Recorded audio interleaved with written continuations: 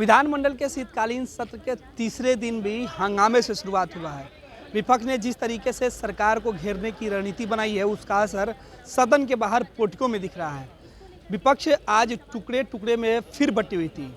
वामदल जहां बिहार में विश्वविद्यालयों के अंदर गड़बड़ियां सामने आने के बाद राज्यपाल के खिलाफ ही प्रस्ताव लाकर उनके इस्तीफे की मांग कर दिया है, तो कांग्रेस भी पीछे नहीं है। कांग्रेस भी बिहार में विश्वविद्यालय के अंदर हुई गड़बड़ी के साथ बिहार में शिक्षा व्यवस्था के मुद्दे पर कार्यस्थगन प्रस्ताव दिया है। हालांकि कांग्रेस का कहना है कि वो एकजुट है, विपक्ष पूरा एकजुट है, लेकिन विपक्ष का प्रदर्शन टुकड़े टुकड़े में दिख रहा है। वहीं वामदल के बाद राजद के जो विधायक हैं वो पहुंचे थे प्रदर्शन करने। उनके हाथों में जो प्ले कार्ड था उसमें सीधे तौर पर यह लिखा हुआ था कि बेरोजगारी बड़ा मुद्दा, क्योंकि तेजस्वी यादव ने 2020 का विधानसभा चुनाव बेरोजगारी के मुद्दे पर लड़ा था और अब बिहार सरकार ने अब तक कितने लोगों को रोजगार दिया है इसका डाटा देते हुए जो राजद के विधायक हैं वो इस मुद्दे पर आज प्रदर्शन कर रहे थे। आरजेडी का कहना था कि अब तक सरकार ने कितने लोगों को रोजगार दिया है, बेरोजगारी का आलम जिस तरीके से बढ़ा है, यह एक बड़ा मुद्दा है और इसी मुद्दे को लेकर आरजेडी आज प्रदर्शन कर रहा था। आरजेडी का सीधे तौर पे कहना था कि सरकार ने रोजगार के नाम पे छात्रों के साथ धोखा दिया है। बिहार के नौजवानों पर सरकार अगर भरोसा करती है तो यही नौजवान बेहद अच्छे इनका भविष्य हो सकता है या बहुत आगे जा सकते हैं, लेकिन सरकार इन नौजवानों के भविष्य के साथ खिलवाड़ कर रही है, इन्हें रोजगार मुहैया नहीं करा रही है। वामदल सीधे तौर पे किसानों के मुद्दे पर आज सदन के बाहर प्रदर्शन कर रहा था।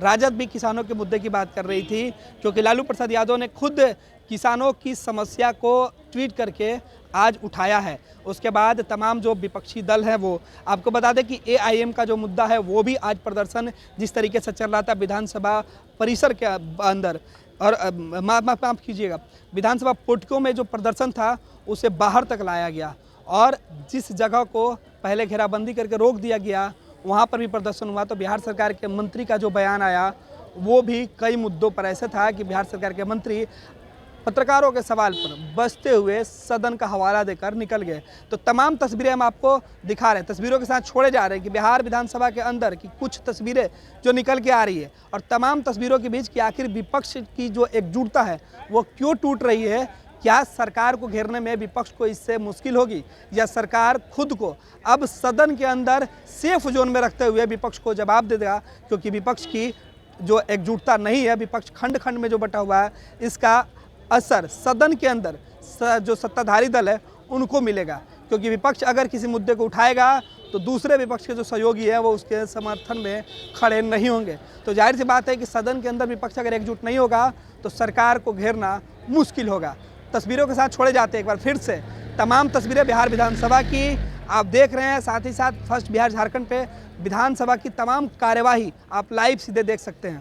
तंत्र मंत्र के बादशाह, भारत के जाने माने सर्वश्रेष्ठ गुरु खान बंगाली, मिलेगा हर समस्या का समाधान गारंटी के साथ। मेरी बेटी की शादी के लिए बहुत से रिश्ते आते थे, पर कोई न कोई अड़चन पड़ जाती थी। इसी वजह से मेरा पूरा परिवार बहुत परेशान था। बाबा जी की दुआओं से आज मेरी बेटी एक बड़े घर की बहू बनी। भटको चाहे जहां, काम होगा सिर्फ यहाँ। गृह कलेश, कर्ज मुक्ति, प्रेम विवाह, जादू टोना, पति पत्नी में अनबन, सौतन या दुश्मन से छुटकारा, विदेश यात्रा में रुकावट, फिल्मों में प्रवेश और कोर्ट कचहरी जैसी समस्याओं का समाधान। गुरु खान बंगाली, घर बैठे पाएं समाधान। अभी कॉल करें 8448277903।